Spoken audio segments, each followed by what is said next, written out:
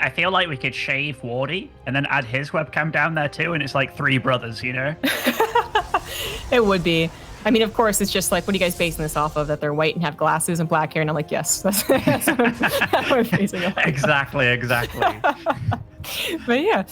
I was saying that, like, HeRoMaRinE, he's been looking a little more off, but you're right. It is just like one of those absurdities. I tried to make it so clear in the desk. Like, yeah, it's like he's playing kind of off, but like round of 4 off. So still not bad whatsoever. But he has been losing to things that I thought in the past he had a really good handle on. You know, like Goblin, surprisingly threw him off, considering his least 2 best ofs that happened previously, recently. That he looked like he was just like, yeah, he knew what Goblin was going to do. And then even losing a semifinal against Lambo recently, was just not what I expected either. Lambo has been getting better at TVZ, and I guess we'll talk more about that when we get into a Lambo match, but it just was a way that I didn't expect HeRoMaRinE to lose. So it feels almost like it is a focus thing. You know, it's just like a couple of different things are kind of off. It's not like he's necessarily just getting worse in one matchup, which can sometimes happen. You kind of get out of the meta. You don't feel as comfortable. It is, kind of rippling through out of all of his matchups. I do want to see that old HeRoMaRinE again, though, that just completely stomps on his opponent, because it is a thing of beauty. And it just makes me want to play Terran and try and perform the same feats. So, which is a little unfair to Krystianer, I suppose. But I'll see if he can do anything. This is definitely a really good start. And he didn't actually know that Adept was there. Like, he didn't see it, but he knew just from the amount of practice that he did, sending it away. So just get that bunker completed. And this is annoying. It means that you have to build a shield battery down here. And he's actually getting some hull damage on that Adept as well. Some, like, damage past the shield, which is great. And so far, this is good for HeRoMaRinE. Very good. It's actually exactly how it started off versus Goblin in the yesterday's series. The 2 probes thought that would be enough, but then just because the way the SCB can trick around, it works out, so the bunker still finishes. You lose the 2 probes, and then you also have an Adept, that this kind of doesn't help out as much as that Stalker would, that also can't go across the map because it does want to help out here. He did reply pretty quickly with the shield battery, is the good news. So it's, it wasn't super delayed thinking, I can take care of it.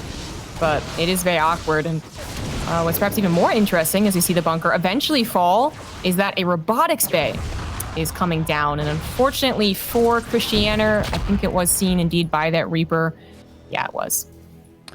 It definitely was. I mean, that Reaper got more than it ever wanted to achieve there. Because, I mean, we don't necessarily get the Reaper to get damage done, but that got 2 probes, denied mining, forced the shield battery, and then got what it's made for, which is the Scout. And seeing that Robo Bay on 2 bases and that early, you pretty much know at this point, like, I'm most likely against, like, Colossus drop or Disruptor drop or something a little bit obscure like that. So what's Big Gabe going for? He's getting his bunker down, getting a tank, getting a Liberator. Now, that one is interesting to me. The Liberator? Yeah, it's like dealing... Is he going to be dealing counter damage with that? Like, just realizing that there's so much gas going into this Robotech that there won't be that many Stalkers to deal with it? I think so. As well as just having some type of pressure on the other side of the map when you know that they're going to be pressuring you. I like it. I mean, the Viking would have also been a tremendous help, but it does not chase down a speed warp prism, which is what you are expecting when you see a robotics bay back quickly. And whether it's Disruptor or Colossus, I guess, is a flavor of the month type deal. But Hellion actually just gets right on in and sees any follow-up potential. But Liberator, could do some serious damage. 3 Stalkers, if they're properly positioned, or if he just reacts quickly. This is the other thing, is that Krystianer is going to be focusing so much on not losing his Warp Prism, his Colossus. Either going to potentially lose that while he's distracted, or lose a bunch of probes, because he's focused elsewhere. Yeah, I mean, that Colossus, it's going to be dropping pretty damn soon. And Krystianer, by the way, is adding on 4 gateways now before his 3rd Nexus is down. That's quite a few probes dying as well. Like, Krystianer, he's taken a little bit of a beating thus far. Like, Gabe, he's going up to 3 CCs, getting his extra barracks down too. Not really taking any damage. And Krystianer is too busy microing his Warp Prism. This Liberator, again, getting quite a bit done. Yeah, I'm really curious about those 4 Warp Gates first. He's trying to chrono out charge, so he might actually be trying to hit something, but usually it would be charge and +1 first, and then the gateways. In an ideal world, I would be really curious to see like a Colossus charge all, and it's like stupidly early, and that's why it works, right? But I'm not sure if this is really going to be it with the timing of the technology. So, well, he's forced to recall his Colossus. It really didn't do a whole lot. I mean, it did 3 SCVs worth of damage, but then he lost so many probes. The Liberator, his build doesn't seem as streamlined either, as HeRoMaRinE is now up to his orbital. And I guess maybe it's a little scary for HeRoMaRinE to put down his orbital. Oh, but he's going to go ahead and do it. And he can. We know that. I'm just like wondering if he's been up against the style before.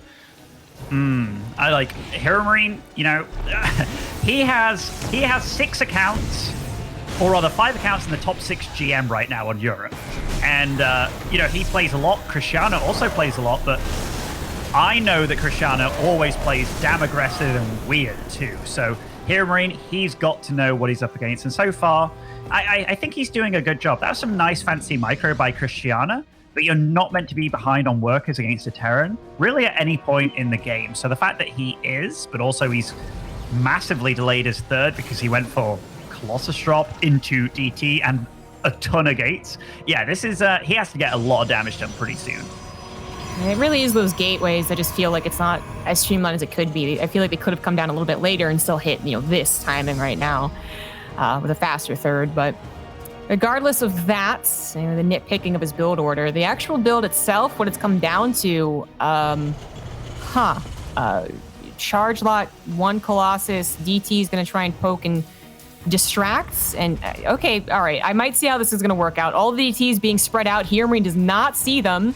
They're already getting to work in the natural and the third base. HeRoMaRinE is going to pull a decent amount of units, at least, right, to go ahead and deal with this. And then I guess Krystianer jumps on top of the tanks that might be left alone if the entire bio army goes into the main.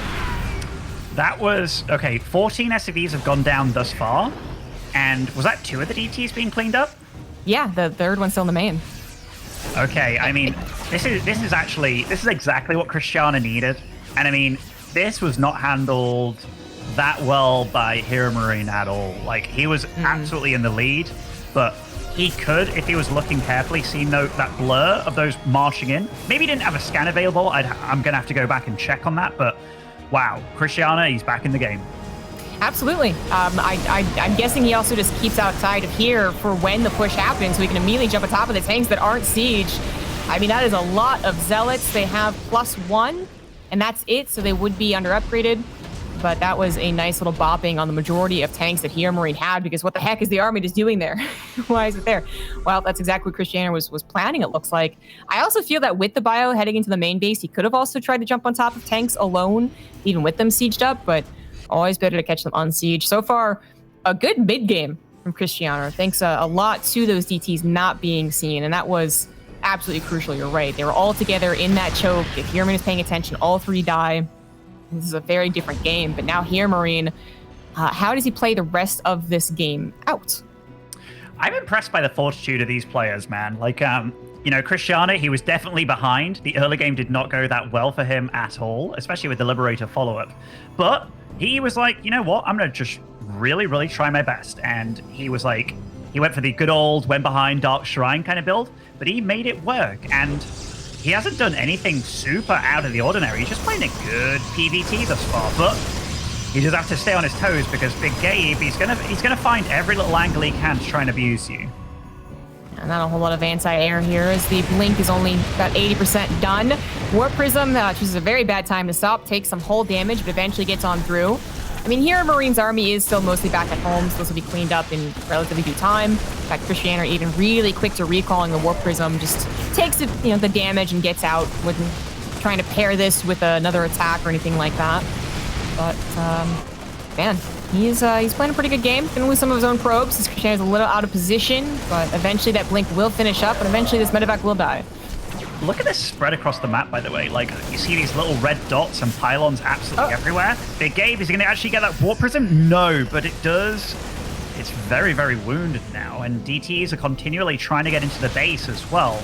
I'm impressed. Like, this is turning into a proper game right now, and Krystianer's also transitioning into disruptors, and we all as Terran players absolutely love disruptors, don't we, Zombie Grub? Oh, yeah, totally. Oh, you mean playing against them? Okay, no. Yes. Super. I mean, it's it makes so much sense, right? It used to be during basically a lot of Legacy of the Void, even though Disruptors have always been around, it used to be that either you're Colossus into High Templar or vice versa. And then Disruptors were like kind of being played around with. You know, some people like Disruptor drops and, you know, and canning, making Disruptor memes. But now it is just like, that's what you do. If you go into Colossus, you're not even that quick to get in Storm. You just go into Disruptors instead, and it works out perfectly fine. And maybe eventually, as you get the perfect late game army, both of you, yeah, you add in some Storms. But Disruptors don't have that direct counter. You can't just, you know, you don't have to worry nearly as much about an EMP, even though it does help snipe the Disruptors themselves. A drop over to the right is actually catching Krystianer really off guard, so his Nexus goes down.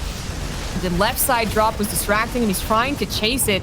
And actually, if he loses another Nexus, that would be absolutely terrible. The recharge is going to force HeRoMaRiNE to back away. So just the one Nexus for now, but all of his medevacs still alive. This is where I'm going to be a little bit critical of Krystianer, because he was outside his natural. He did know that that army was on the far left side of the map, but why be outside your natural? Like, what are you going to achieve there? So HeRoMaRiNE baited with the far right-hand side, went into the natural, took out pretty much 2 Nexus, almost. And this is just Big Gabe kind of getting control again of the game, and he's well back into it. Of course, yeah. He's got his 4th base up. Planetary is turning into a nice little safe forward position. 3-3 is on the way, as Krystianer has actually been delayed a little bit, so he's only going to have 2-2. He's on a single forge. Oh, well, that would explain it, yeah. Never went to a second forge, which you would usually expect around, like, even the 4th base being slapped down, I would say. But also now adding Storm. Now, it's still both 3 maxed out armies. HeRoMaRiNE's going to have this Planetary, it looks like, and that Warp Prism was a little too far forward. Vikings are available. Planetary not being done, actually. The Mass Repair not going to be able to save it. Krystianer may lose a couple of hits for it, but oh my god, the Disruptor on the left side certainly made that a better fight, but he takes damage back at home from the drop. Recall is used, but already 12 probes going down. The medevacs once again able to escape back into all of that dead space from Romanticide. The supplies are very deceiving, because like Big Gabe, he just produced a lot of units. He's getting 3-3, so he's going to be ahead in upgrades. But look at this worker count between them as well. Like, he's been decimating Krystianer's economy behind all this. So even though he's been taking damage and a few big disruptor shots, he's been doing so much damage on the other side of the map. But oh, these disruptors, not bad, not bad. Getting a tank, but did lose one of them on the counter there. Yeah, second shot wasn't quite close enough to get that second one. Drop in the main is still going to be a distraction. Actually, he's really using SimCity against Krystianer too, because I got to say he's inadvertently let positions where Terran units can just tuck themselves in. I mean, look at that. That is brutal. But I guess more important is the main event. The Vikings do find a Colossus. Disruptors trying to shoot in different directions. As HeRoMaRiNE came in from at least 2. He's always trying to get that concave, always trying to mitigate the damage Disruptors can achieve. And now he's maybe even going to go after that base. Yeah, Krystianer's moved a little far backwards from it. Oh, well, that's awkward. I really like this play from HeRoMaRiNE. Like, a bit of it looks a little bit sloppy, but it's because he's doing multiple things at once. It's very like old school Gumiho or a bit TY, like just doing a lot and keeping the Protoss very busy. So even though a lot of these shots are dealing damage, we're constantly seeing that probe picture on the far left. Probes are dying somewhere on the map, and Gabe is just, he's finding ways to get drops in there constantly, and he's expanding a lot behind this as well. I think the one mistake that I can point out from him, because it's been a fairly flawless game, he has 2 sensor towers pretty much on the same spot, so maybe a little bit nervous there. Yeah, a little bit of a mistake right there. Maybe it's supposed to be a missile turret to protect, I don't know, but even getting another one. Okay, I've thought about this. This is like definitely an alpha move by HeRoMaRiNE, just to show how big he is, you know? Yeah, clearly.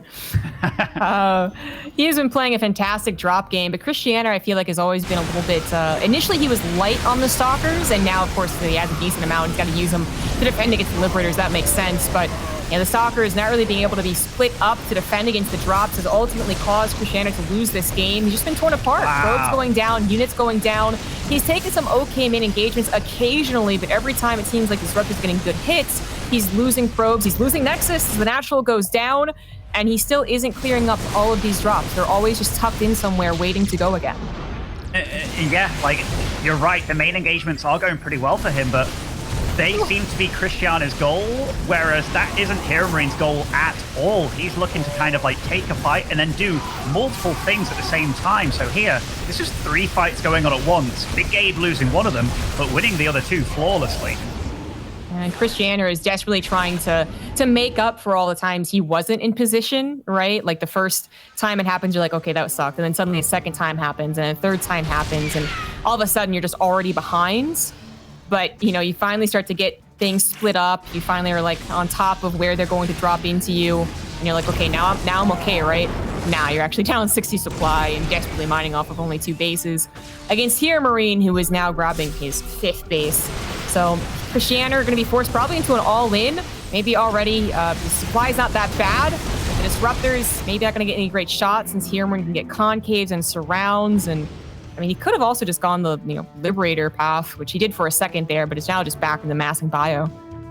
There's like some statistics I would love in StarCraft 2. Like, how long has this particular medevac spent inside of Krystianer's base? Because, like, I feel like Big Gabe's been inside Krystianer's base as much as Krystianer's been inside his own base, kind of thing. Because he's just been dropping all the way through, and 81 probes have been killed this game, which is an insane number. But it just shows how chaotic it has truly been between these two.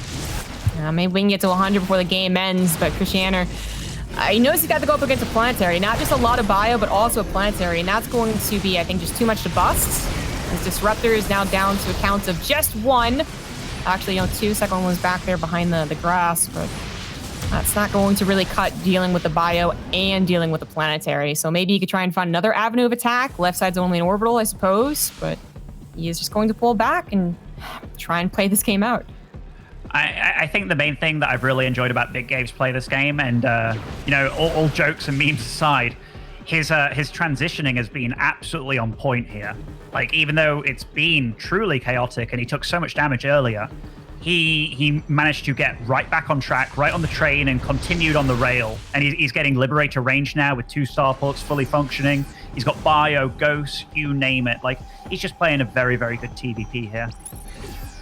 It's kind of crazy to think of when it started this whole drop phase, right? He was kind of the one who had to think of something else to do because he took so much damage from the DTs. And I was like, well, does he really play out the passive game? Does he just try and take a main engagement? And if he had, I feel like Krystianer is all over him. He's paying attention to a big move out and has disruptors looking for the shots and charge lots on top of those tanks like he did in the first fight. And instead, HeRoMaRine's like, well, I'm just going to kind of play a little defensive at home and just drop you, which, I mean, is always going to be difficult, especially on a map like Romanticide. We see so much dead space between the bases. I mean, I knew it was the case, but HeRoMaRine's really making it look super abusive. Krystianer, I guess if he gets in a similar position again in the next games, I think we got to talk about the next game. I feel like he'd be so much more eager to get a lot of Blink Stalkers, honestly. I always feel like he doesn't have quite as many as he needs. This mass Archon army is going to melt against the EMPs, and that is going to be it. GG, HeRoMaRiNE takes game number 1. I'm more impressed by the fact that Big Gabe took so much damage and then managed to get back into it and play like he did than if Gabe just won a game flawlessly. Purely because DT's killing up almost 20 workers right there. That can really, really throw you off. And even then, the push out down the ramp, I was like, oh my gosh, is Big Gabe falling apart here? But no, Big Gabe really, he is not afraid of the late game, which is not something you can say about many Terrans when it comes to TVP. And he just showcased why. Like, he really, truly out-multitasked Krystianer that game. Yeah, again, like, he chose one direction. The other direction was probably still possible because I don't think Krystianer was going to quite break him even with that pretty good lead. Certainly didn't seem like he wanted to risk it at the very least. But if HeRoMaRiNE had played just like, well, I'll eventually get to like EMP, Viking, mass bio, I'll take a direct engagement. That's where I think Krystianer continues to shine.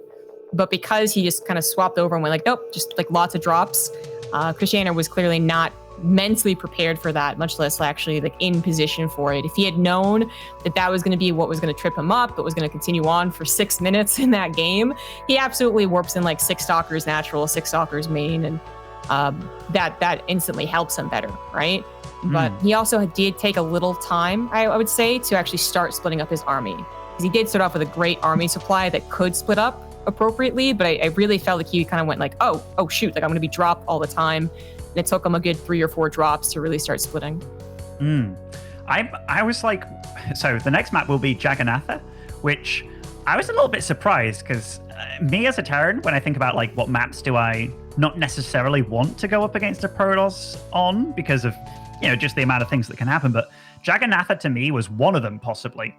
So I just looked at the vetoes, like HeRoMaRinE vetoed Death Aura, which I don't think that's too bad against Protoss. Then he also vetoed Light Shade, which I was also like, that doesn't seem too bad either, actually. So I'm curious as to what Big Gabe's decision-making process was to his vetoes and why he'd prefer to play this map over those.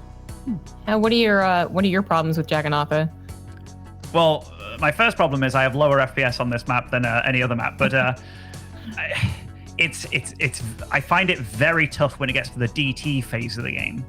So I feel your expos are fairly predictable, but also just getting across the other side of the map, like, I do find it definitely difficult in that respect. But also, a lot of TVP these days is very much based around cheesy openings, I feel. And given that this map is super duper long, all your cheese arrives like way later, it feels like. Yeah, I feel okay. It's I can definitely see all of that. I mean, as far as the terrain goes, this is definitely one of those maps that just has like a lot of things to consider, I think. Before you move out, you got to consider like, okay, that's going to turn into a choke, which leads into like the brush, which leads into a concave, which leads into a high ground. Like, and that's actually, this is where HeRoMaRinE was kind of infamously, I guess, caught out of position by Goblin in their final game. So I can see it being kind of a hard map to play more of that mid to late game as you put it, the DT phase, especially with them distracting you. Personally, I haven't seen too many things personally wrong, but I did not play at the level that you do. So I'm actually more bothered by Oxide than this one. It's a fun name to pronounce, though. Jagannatha. It's good. In the top right, as the red Protoss for Team Blazer, he is Krystianer.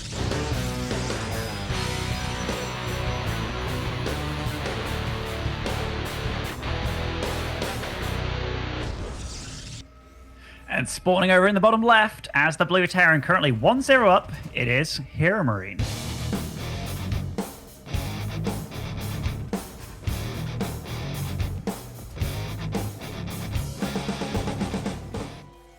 I am in total agreement with you about the vetoes being a little odd, though. And I guess maybe just because I feel like for Death Aura, if he was playing Goblin, I think I would be like, oh yeah, because that mass carrier thing's kind of obnoxious, and Death Aura is a pretty straight up map. Macro is pretty good on it, but it's not Krystianer though, unless maybe that is one of the weird styles he can play, and it's still scary. But I would expect HeRoMaRinE to go for the maps that have like the high ground natural, the ramp leading into your natural, something safe, and then the high ground like 3-base triangle setup. So yeah, I maybe just not feeling comfortable in particular right now in the matchup on those maps. Yeah, and like Death Aura was one of the first maps that we had with the speed zones, and people were like, but then we realized like, oh, it's actually not too bad. On this map, the speed zones are in areas where it's like, massive flank potential, and they're kind of likely fighting areas. And I know a lot of people out there would be like, well, speed zones are much better for range units, right? Because you can kite and run away and stuff. I feel that, say if my army was, let's say I was looking away for a second, I can get super surrounded by a huge ton of zealots and just die, or like speed High Templars fly in and just like own me, like I've got all these horror stories from the amount of games that I played on the ladder.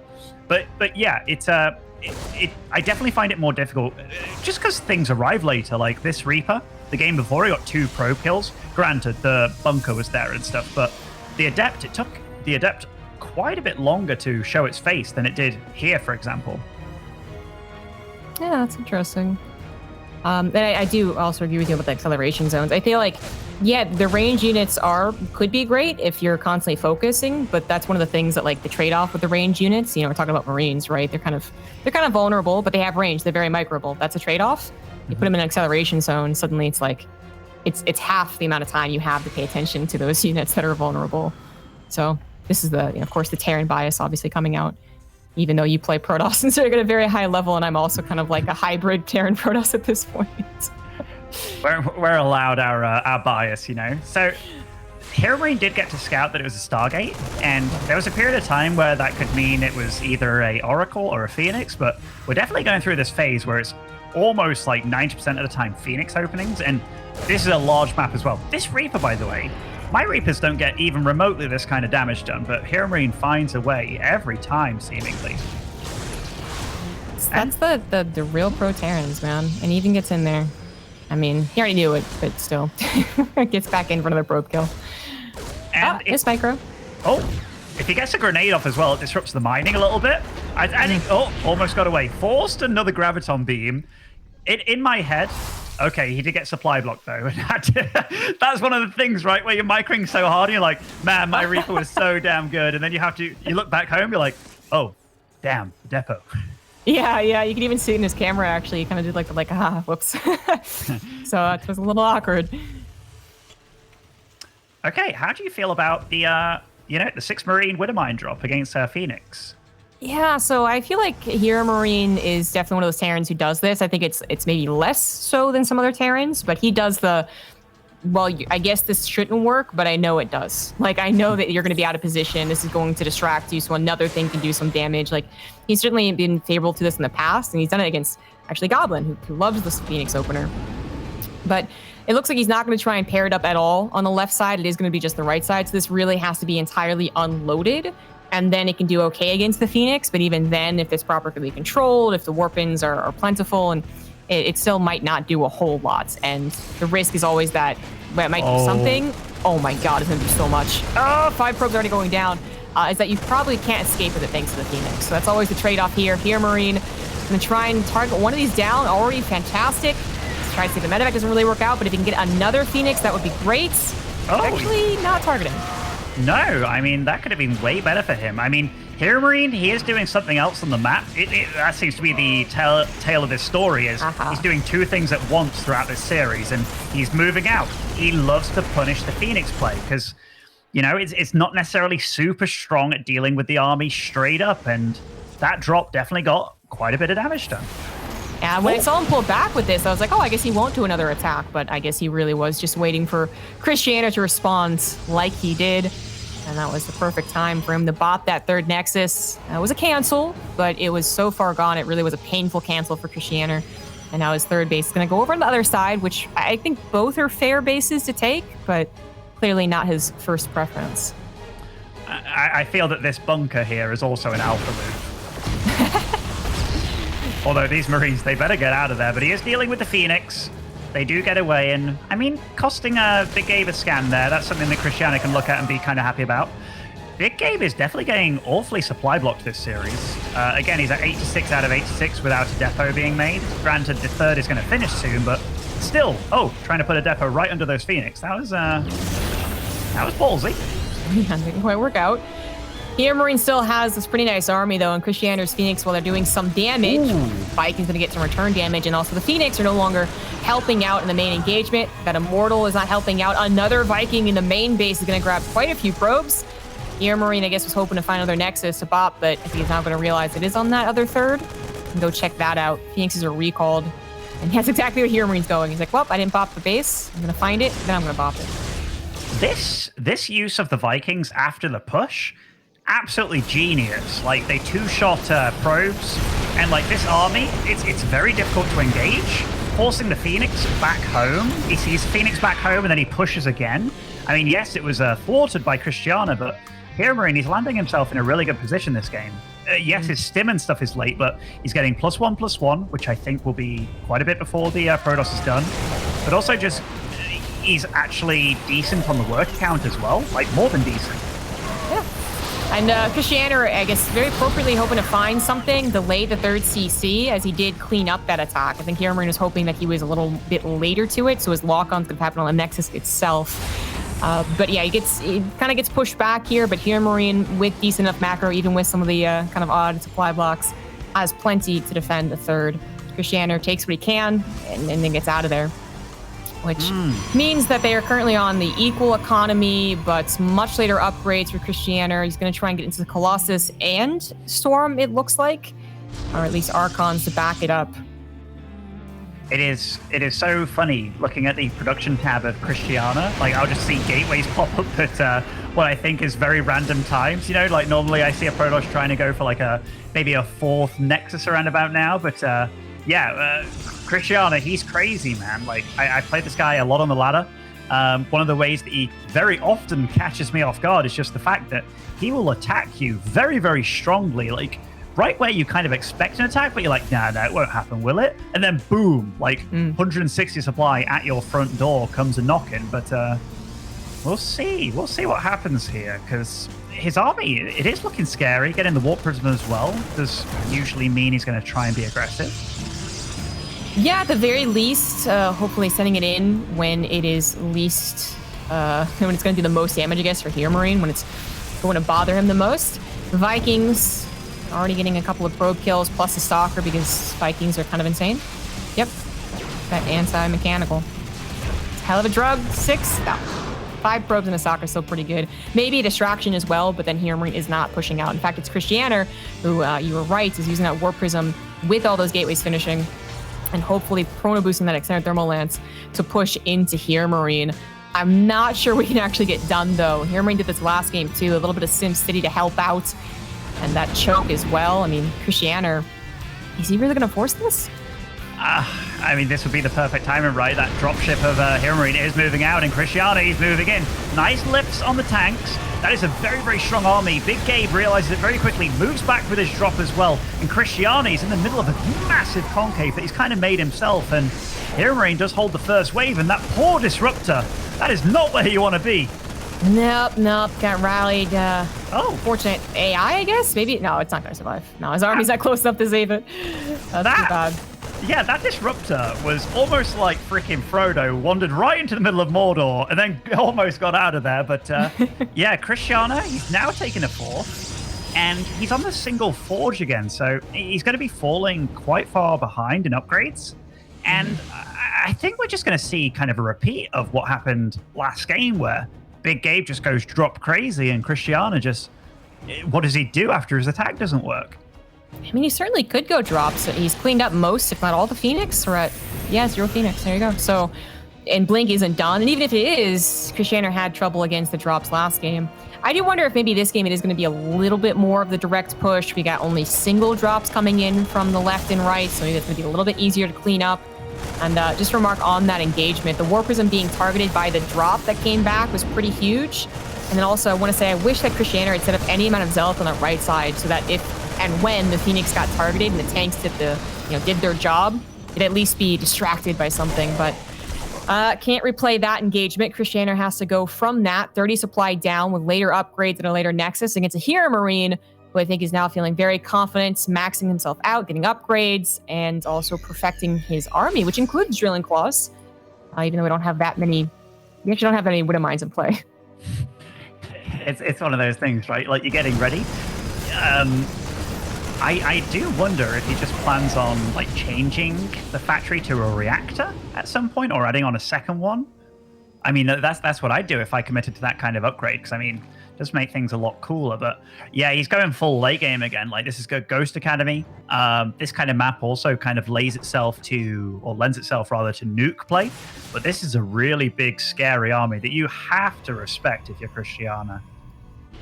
With the Disruptors involved, HeRoMaRinE absolutely has to respect Krystianer. So you can be clicking on their upgrades and saying, like, yeah, I win this, right? Especially if I mass EMP, as much as you want. But if you're not splitting and concaving against those Disruptors, you're in for trouble.